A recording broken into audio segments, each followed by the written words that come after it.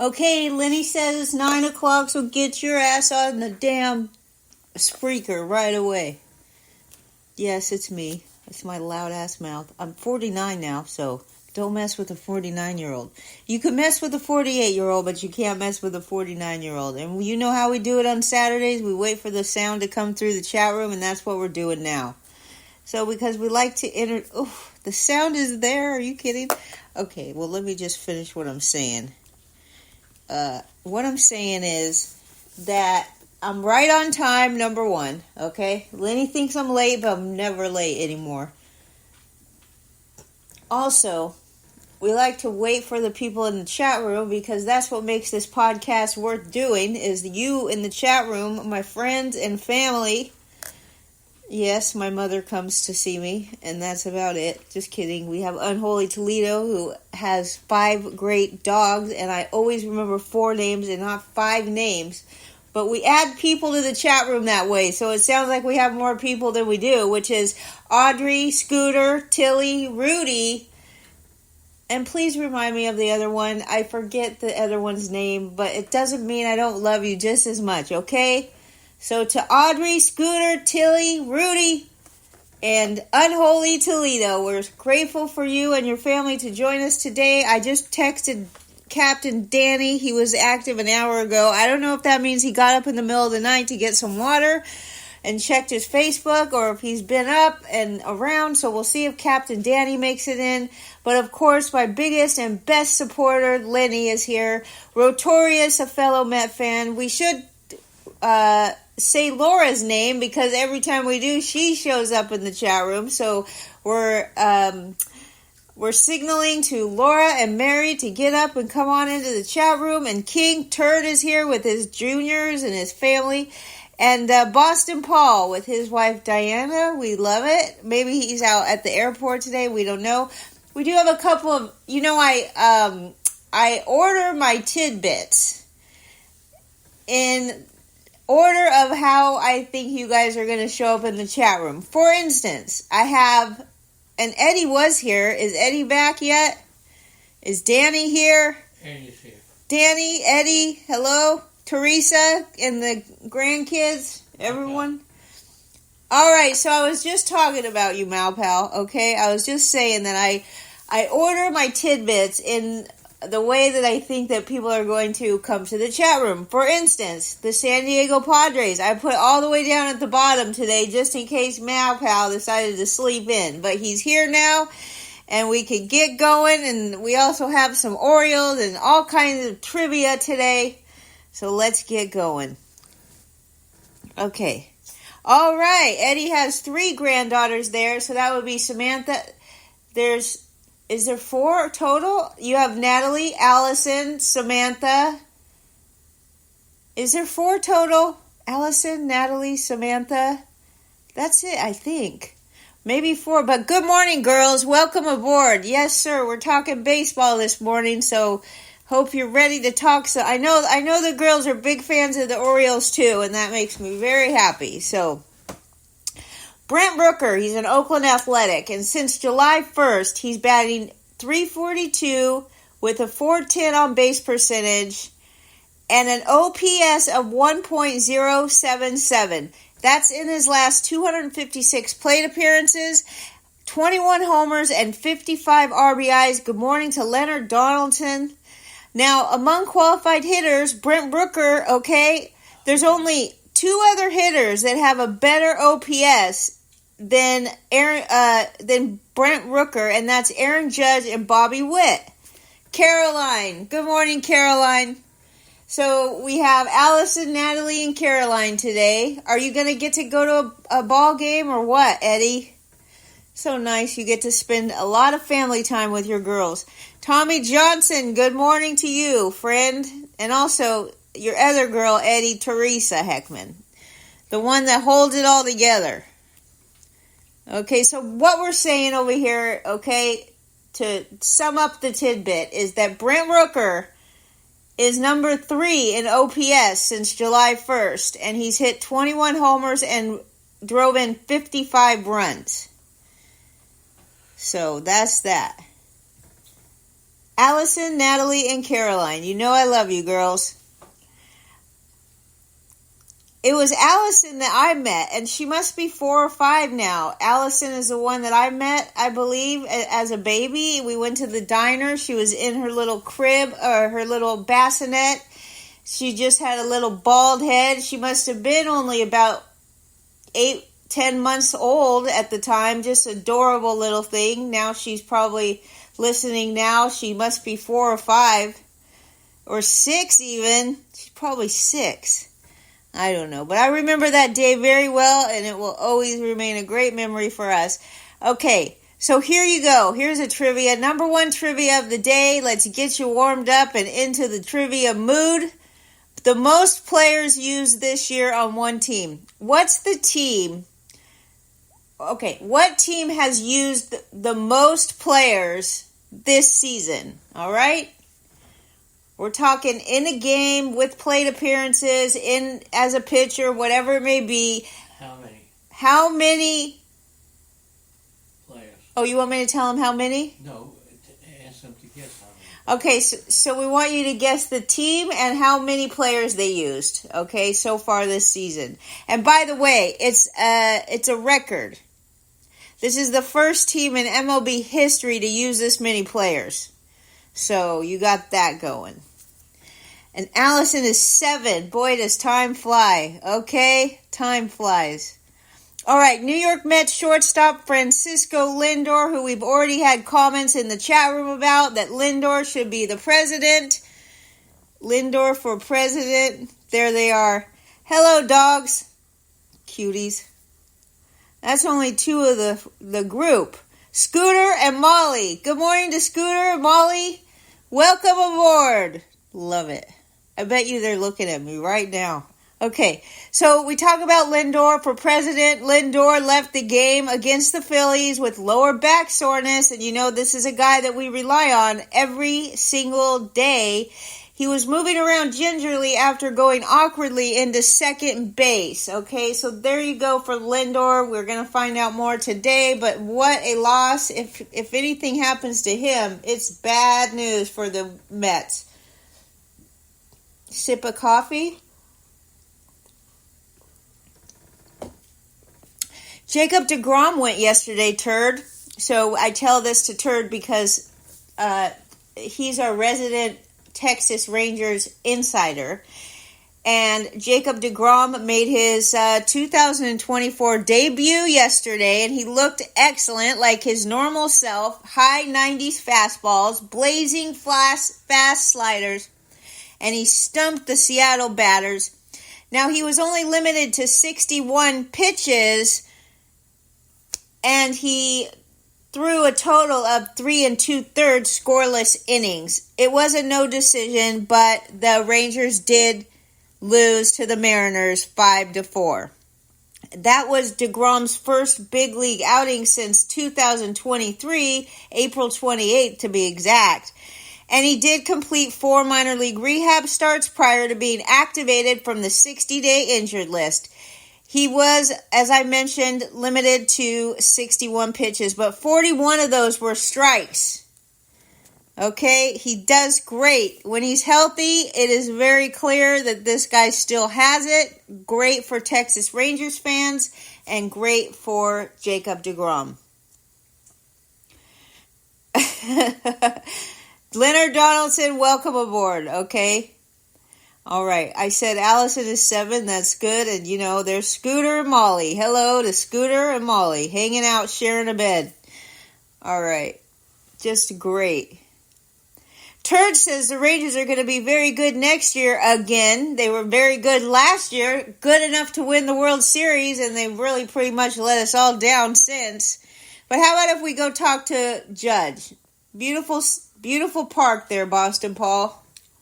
Over there in Wisconsin. So, yeah, there's a big football game today, Wisconsin against Alabama. That's what I know. I don't know much about either team except for the fact that Alabama is, they're the one expected to win by at least a touchdown, maybe 2. Big Al, Data Premier. Bama is what they call it, and they have a logo that looks like the Atlanta Braves logo without a tail on it. Or the Braves have no tail, but the Bama has a tail. I learned that just this year, if you could imagine that. Big Al on the Prowl is here, I'm being told, and we're very pleased to have you aboard today. Big Al on the Prowl, another wonderful and talented Mets fan. I'm still waiting for Laura to hear me, channeling to her to get up. All right. Dad's a Premier is here. And yes, Turd says they have an extreme World Series hangover. The Rangers is who we're talking about. He says that Bochy is well known for winning it every other year, which is very true, as he did that in San Francisco, right? I remember that. It was like they won every other year for 5 years straight. Judge went 2 for 3 with a grand slam and a walk yesterday, so that was good because he had gone 16 straight games since his last homer, which isn't a lot for most people, but for Judge, it was a bit of a slump. His last homer was August 25th. He hit another one yesterday. He finally broke out of his slump with a go-ahead grand slam in the 7th inning, so he didn't just break out of his homer slump. He broke out of his homer slump with style in a grand slam. It was his 52nd home run of the season. 52, people. His 18th home runs just since the All-Star break. And even though he has had a bit of a slump for him, for his standards, he's slashing .321 with a .455 on base percentage, 130 RBIs, 86 extra base hits through 146 games. Boston Paul says that Alabama is going to kill Wisconsin this year because they're not as good as they were. Turd says he might go to the Oklahoma University, which is OU, by the way. I think that's the cool way to put it. I just sound like an ass when I call it Oklahoma University. I sound like I don't know what the hell I'm talking about, which I don't. Today is OU versus Tulane, and Turd is there in Oklahoma, okay? He says the tickets are so cheap because they might lose. Tulane is a pretty good team, and OU has the worst offense in maybe 25 years. Wow, that's saying something. It's so early in the season. I don't know. How do you even know that it's the worst offense in 25 years? I mean, sometimes these kids, they can surprise you, so just... yeah, take your kid, Little Junior and Turd Junior, and go to go have a day. Creating memories for life is what you're doing. Now, we're talking about Judge hitting the ball like a crazy man. He now has 309 career home runs, 30 more than any other player in his first 1,000 career games. This is his 981st game. He already damn broke the record, so it doesn't even matter. He has already broke the record. The most home runs in his first 981 games of anybody in baseball. All right. The Braves are really going to have their hands full facing off with the pesky Dodgers and the pesky Dannies of the world. Okay? The Braves are playing the Dodgers. And while the Braves are playing the Dodgers, I wish Laura was here to talk about the Mets with me, but we do have Big Al, we do have Rotorius, and there might be a couple other Mets fans in the chat room that I'm missing, but if you're a Mets fan, let's go Mets. You really need to take advantage of the fact that the Braves are playing against the Dodgers right now for 4 games, okay? Because here's the deal. The Mets are 1 game behind the Diamondbacks for a wild card. The Brewers beat the Diamondbacks yesterday 2-1. So the Brewers' magic number to clinch another NL Central title is 5 more games. Now, with that Brewers win over the Diamondbacks, the Mets are a game behind Arizona in the wild card standing. And another thing that's positive for the Mets, but I could say this, no matter how many positive things you could say about the Mets, like Jose Quintana, now we're going to talk about Francisco Alvarez. If Lindor is hurt, okay, this is a very sticky situation for the Mets. They're done without him. There's one player in all of baseball, which is why Lindor should win the MVP. There is one player in all of baseball that single-handedly got their team to where they are today. And yes, I know there's other players that are as good as Lindor, but this guy held this team together like glue. And he played in every single game this year, and he didn't start out the season excellent, but he always comes around, and he has just been there when the Mets needed him. And I'll tell you what, it is a huge deal. We have to keep our eye very tightly on Lindor. This is the crunch time, all right, of the season. This is it. Crunch time is here. You take advantage of the fact that the Dodgers are playing up against the, damn, I forgot who they're playing. The Braves, the Atlanta Braves are playing the Dodgers right now. That's one thing. Number two, Francisco Alvarez is getting hot right now. He hit a 3-run homer, which was his second 3-run homer in his last 3 plate appearances. And it was a big one for the Mets because it was off of Aaron Nola, who was really sharp until that inning. Now, Alvarez went 2 for 4 with a 3-run homer and an additional run scored yesterday. And the Mets beat the Phillies 11-3. These games against the Phillies are so important, okay? That's why, if you ask me, the Mets are the most exciting team in baseball right now. But, of course, I'm biased because I'm a Mets fan anyway. So, Alvarez, he did snap a scoreless tie in the 5th inning when he hit an Aaron Nola curveball off the left field foul pole for a 3-run homer. He has now gone deep in consecutive games after going through a slump of 18 games without a home run. He went just 7 for 49. That's a 143 batting average with a 379 OPS over those 18 games where he didn't hit a homer.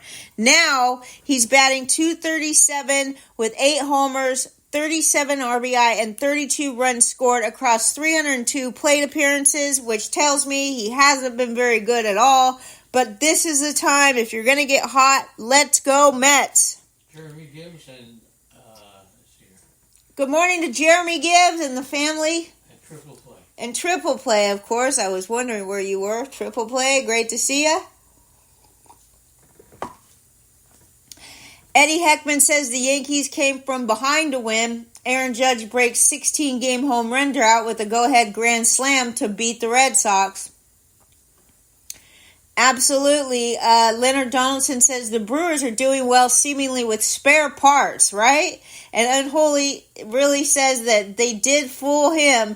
He had the Brewers pegged for sub-500 season. Good morning to the Hulkster, Daniel Ferrara. It's always a wonderful and excellent day when the Hulkster joined us. Okay, family's still asleep. I'll try to talk lower, but I can't help it. Okay, so let's just keep it going. What about the trivia that I asked you earlier? Did anybody guess? We want to know which team has used the most players this season. And by the way, no other team in baseball history has ever used this many players in a season. So you're going to tell me which team it is. I don't really expect you to tell me how many players they've used. That's a little bit crazy, but, you know, we're not trying to push the trivia. We just want to know which team used the most players so far this season and let you know that it is a MLB record, okay? There's no team in history that's used more players than this specific team right now and right here.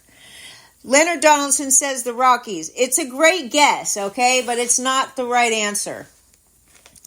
Now, back to the Mets while you guys, the whole season, we're talking about the number of players that this team has used in a whole season, and it's a record. So back to the Mets while you guys take guesses. It was an absolutely magnificent night for Jose Quintana. I sure wish Laura was here, right? All right, he earned the win yesterday over the Phillies. 3 hits, 7 scoreless innings for Quintana, but that's not even the best part about it. I mean, this guy, just like, Francisco Alvarez is heating up, you have Quintana in his last 4 starts, okay, including yesterday. 25 innings, only 18 hits allowed, 1 earned run, 7 walks, and 16 strikeouts. It's good for a .36 ERA. And on the season, he hasn't been that good. I mean, his ERA on the season is barely under 4. His ERA for his last 4 starts is .36. Okay? He's doing great right in clutch time. So we got a bunch of answers here. We got the White Sox, the Yankees. No, Eddie's not playing. He's just letting us know that the Yankees lead the Orioles by 3 games. Then you have a guess, the Orioles. That's a good guess since they keep bringing up all kinds of prospect, right, Tur? But that's not it. Jay Gibbs says the Athletics, another good guess. Eddie Heckman says the Astros. And Turd says so let me just tell you the answer to the question because we're about to give you another trivia because it's my best part of the day. Okay? It's Miami. All right? Now let me scroll back here and tell you how many players they've used. 70. The Miami Marlins become the first team in MLB history to use 70 different players in a single season. Bam. All right? Fun. Probably more fun for me than it is for you. Here's the number 2 question of the day. Who are the 2 players in MLB history with 75 or more home runs and 75 or more stolen bases in his first 3 seasons of his career? Now, these 2 are currently in baseball. All right? That's a big hint for you. It's only 2 players in MLB history with 75 home runs and 75 stolen bases in his first 3 seasons of his career. Bam! 2 players, 75 homers, 75 stolen bases, first 3 seasons. Great, we're getting the guesses rolling in, and Turd says Trout and Acuna, and neither of those guys are on the list. There's 2 guys. Triple Play says Bobby Witt and Gunnar Henderson. You got 1. Bobby Witt is one of them. So we're down to, we just need 1 more. Jay Gibbs, one of the smartest baseball minds around, says Ohtani and Acuna. It is not Ohtani and Acuna. We have 1 out of 2 so far, Bobby Witt, and there's 1 more on the list with 75 homers and 75 stolen bases in his first 3 seasons of his career, and he's playing the game right now. Thomas Sajazi, okay? I even went out of my way and looked up how to pronounce this kid's name just in case Tito Luna was here to let me know. Now, his name is Sajazi. He's a Cardinals prospect that just got called up. He went 1 for 5 with a homer yesterday. It was his first major league home run. All right, I don't see anybody guessing. There's another guy that has 75 homers and 75 stolen bases in his first 3 seasons. Altuve is a good guess, but it's not him. We have Bobby Witt Jr. as 1, and there's 1 more. Thomas Sajazi went 1 for 5 with the solo homer and an additional RBI. Sagazi? No, I don't know. I wouldn't look it up unless the announcers are saying it wrong. But Jay Gibbs is a St. Louis Cardinals fan. So I'm going to go with Gibbs. And I'm going to change it how I say it. Sagazi. Thomas Sagazi. But the guy, all right, on YouTube that does the official Cardinals podcast, he says Sagazi. We'll see. By the way, I trust Gibbs over anybody. Number 1, he's from St. Louis. Number 2, he's one of the smartest guys in baseball I know, and he's probably been watching this guy since he was a baby. All right, so let's go with Jay Gibbs. Sagazi. Thomas Sagazi. Now we're doing our guessing, all right? Albies, Betts, no. His name is Julio Rodriguez. People, it's Witt and Rodriguez. Witt Jr. and Rodriguez. The 2 MLB hitters, and you know the rest. I'm not going to repeat it again, all right? So let's go back to Thomas Sagazi. He's gone 3 for 16 with 3 RBIs and 3 runs scored. It was a third game in a row that he started at second base. But you know Brendan Donovan, who used to be the second baseman, he's now playing in left field, okay? So for 2 out of those 3 games, no, 2 out of the 4 games, Brendan Donovan has still been in the lineup. He's just been playing in left field instead of second base. So there looks to be room for both of these guys in the lineup because somebody has to be asked out of the lineup, and we're telling you it's Lars Newbar and Jordan Walker who's getting the shaft.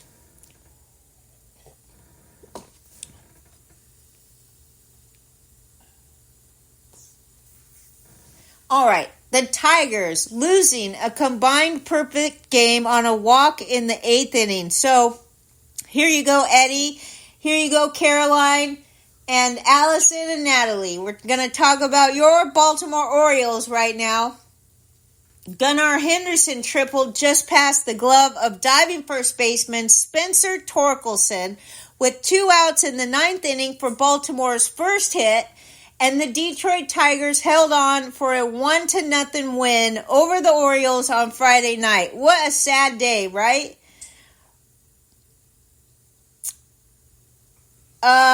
The 2 pitchers for the Tigers to start the games, they retired Baltimore's first 21 batters in a row before Adley Rutschman came around and had an 8-pitch walk leading off the 8th inning.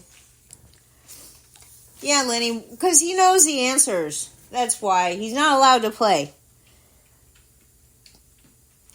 All right, name the number. We have another one now. Another trivia for the chat room. How many pitchers? Now this is okay. Now this is since they lowered the mound after the 1968 season. Okay, there's 3 pitchers with an ERA below 2 over any 100 start span. 3 pitchers with an ERA below 2 over any 100 start span. And we're talking since they lowered the mound after the 1968 season. Okay, there's 3 pitchers. Let's go, Gibbs. Let's go, Turd. Let's go, everybody that's smart. Eddie Heckman says Gibson.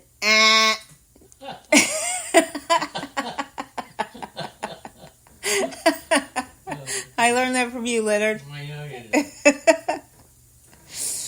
Who's that Eddie says in the chat room? Who's Juan Marichal? No, not it. All right, Turd, listen carefully. There's only 3 pitchers that have had an ERA below 2 over any 100 start span. All right, now we're going all the way back to when they lowered the mound. 2 of these guys are still pitching. Jeremy Gibbs got 1. Gibbs got 1. Kershaw, good for Gibbs. So 3 pitchers that have an ERA below 2, not 3, 2. And that would be over any 100 start span in their career. Koufax is good, but he was before they lowered... Wasn't he before they lowered the mound, Leonard? Yes. We're talking about 1968 on. Turd says Kershaw, Koufax, and DeGrom. And now we're up to 2 because we got Kershaw and DeGrom. There's one other one. Leonard Donaldson said Seaver and Hershiser. 2 good guesses, of course. We have one other pitcher. So far we have Kershaw and Jacob DeGrom. There's one other pitcher with an ERA below 2 over any 100 start span since they lowered the mound. Now remember that Jacob DeGrom has posted a 43.2% strikeout rate and a 3.4% walk rate with a 2.02 ERA and a .65 whip since 2021. So Jacob DeGrom proving to us yesterday that he still has his stuff. And yes, Turd gets the 3rd one. It's Greg Maddox. Great job in the chat room today. And we have one more question. But I don't think we're going to do it. We're not going to. I'm not doing it. Tomorrow do it. Okay, Lenny will do the other trivia tomorrow. Good guesses. You got Feller, you got Koufax, Randy Johnson, Seaver, Hershiser, Marshall. Good, all the good guesses. All right. It's very good. I just think it's a great fun for me. I hope it's fun for you that we all play along. Right, Scooter? Right, Tilly?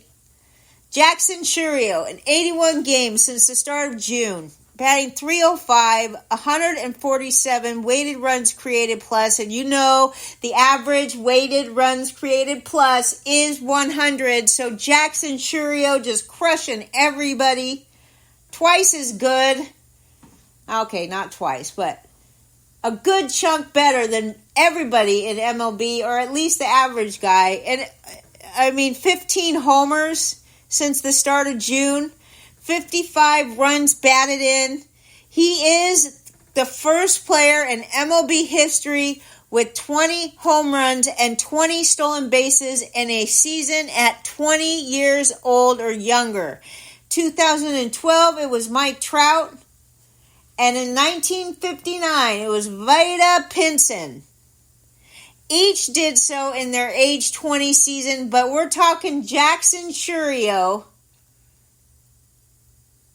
All right?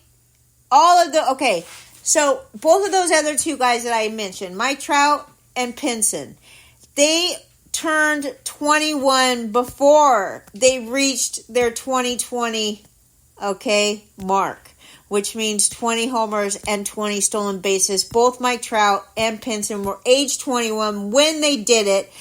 Churio is the youngest to ever do it because what I just said, those other two guys were 21 before they actually hit the 2020. Jackson Churio is a kid still. And Turd says that Churio will be a second rounder next year. Is he worth it? I know Turd is going to say yes, he is worth it. And I'm sure my Orioles friends around here will think he's worth it. He is an Oriole, right? Jackson Churio is an Oriole. I don't think so. Is he a Brewer? Yeah. What the hell? What team is he on? This is embarrassing. I think he's a Brewer. He might be a Brewer. He might be an Oriole. I just automatically assume he's an Oriole because they have all these kids. I do think he's not an Oriole, though. All right, Jay Gibbs will tell me where he plays. So, Turd is a Texas fan, and he's rooting for Churio, and I doubt this kid's on Texas. He is a Milwaukee Brewer. All right, that's a little embarrassing for me, but you know what? It is what it is. Aaron Judge and Juan Soto are the first Yankees teammates to have 100 RBIs in a season since 2011. Now, after playing 9 games at AA, the Giants are promoting their top prospect, first baseman Bryce Eldridge, to AAA, not to the majors. Now, he was the 16th overall pick. All right, and he's going to be 19 years old for another month. So Bryce Eldridge, the Giants' number 1 prospect, he's a first baseman. He's coming from AA to AAA, so we should see him sometime next year in the majors. Dylan Cease entered the game yesterday 3 strikes away from 1,000 strikeouts for his career. Now, of course, he got those 3 strikeouts yesterday. So he's the 4th starting pitcher in history now, Dylan Cease, to reach 1,000 strikeouts in less than 850 innings.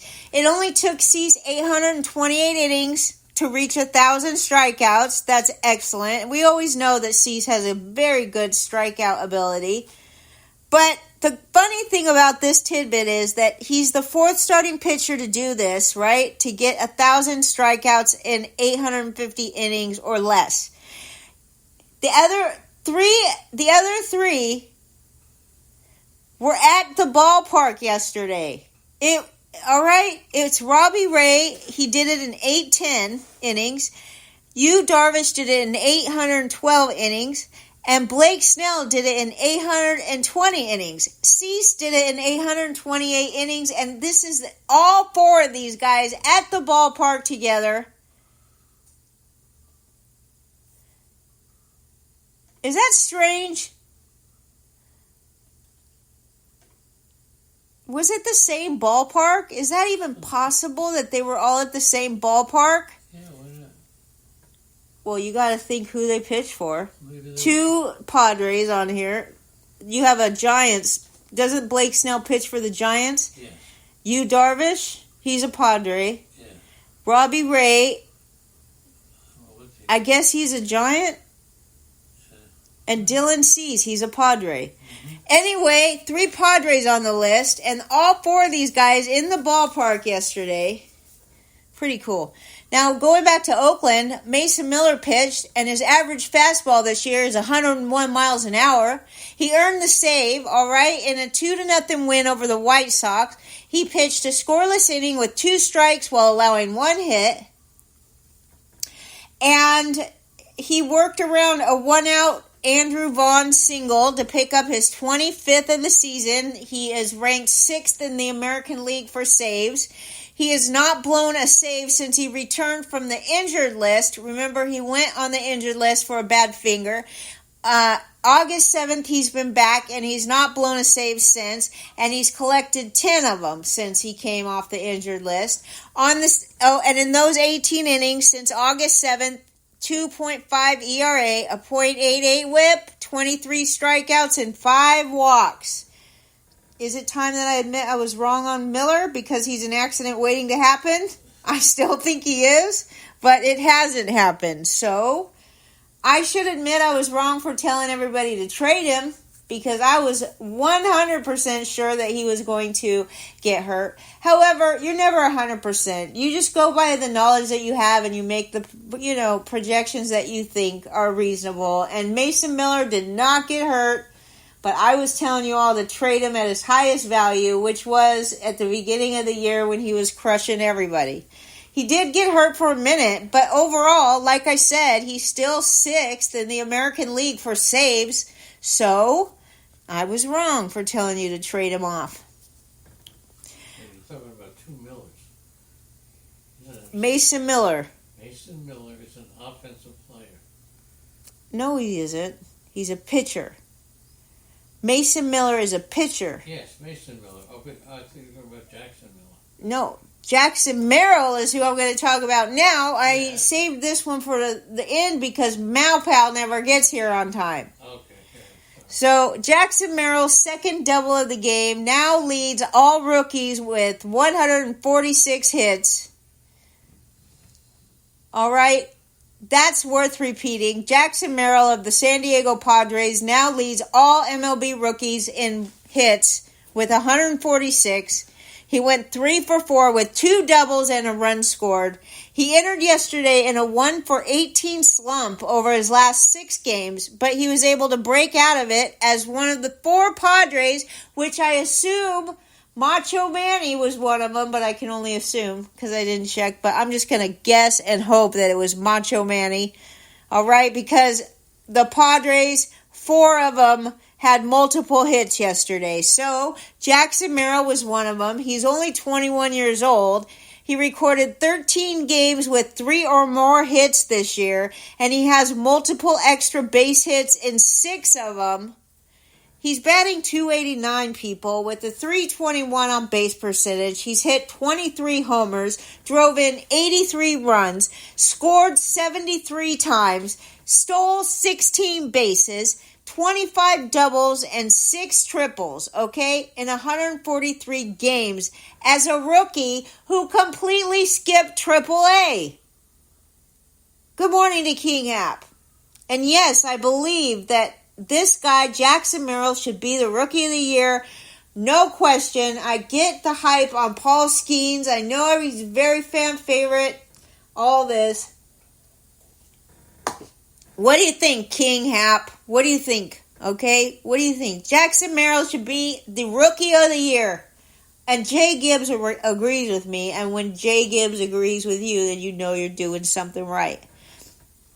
Also, Leonard Donaldson has some updates in the chat room. He says that Reese Olson may be back Monday or Tuesday. Possible 2-start week during this championship week for Reese Olson. Kumar, we're talking about Kumar, right? Kumar could get some solid 5-inning starts to end the season. Tur doesn't think he's going to go beyond 5 innings in any start. Now, who's the one that originally brought up Kumar? I think I have to scroll back a little bit for this. I don't mean to leave you out because I did see a tidbit in the chat room about Kumar, and I don't know who to credit with it because I started doing trivia right around then. But anyway, we all know everybody in this chat room is very smart, and that's all that matters. Unholy says he's pick an everyday player over a pitcher every time. That's probably good. That's probably a good set of rules to be having.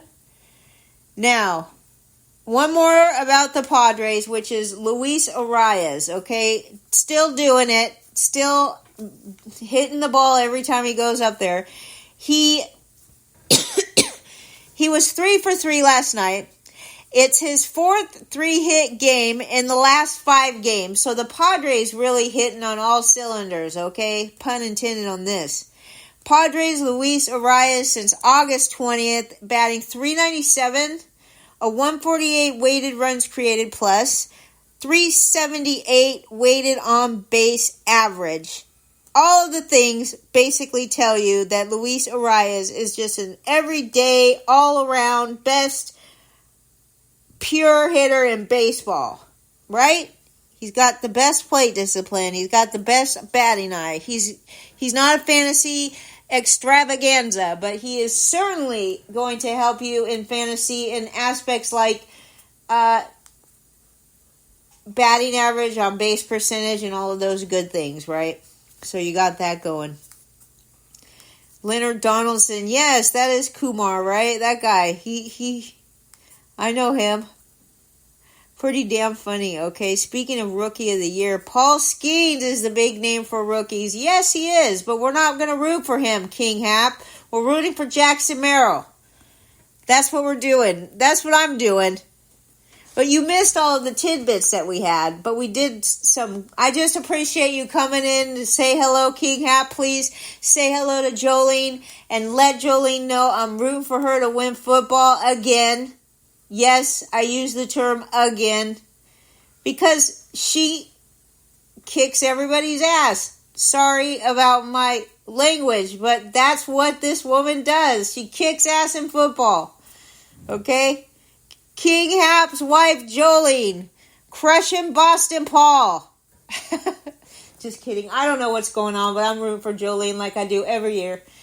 And we miss Laura today, the other lady of the hour that comes in, and Mary. But we do have Teresa here, and we have Jolene around, and we got some other women probably listening in the back, right? So everything's good. King Hap, you missed the tidbits. Today's going to be a great day. I'm going to the movies. We're going to have steak, and it's going to be just a fabulous, wonderful, sunny, delightful day. And we'll see you tomorrow for Lady and the Legend. And I hope everybody has a wonderful afternoon. And that's it. Have a great day.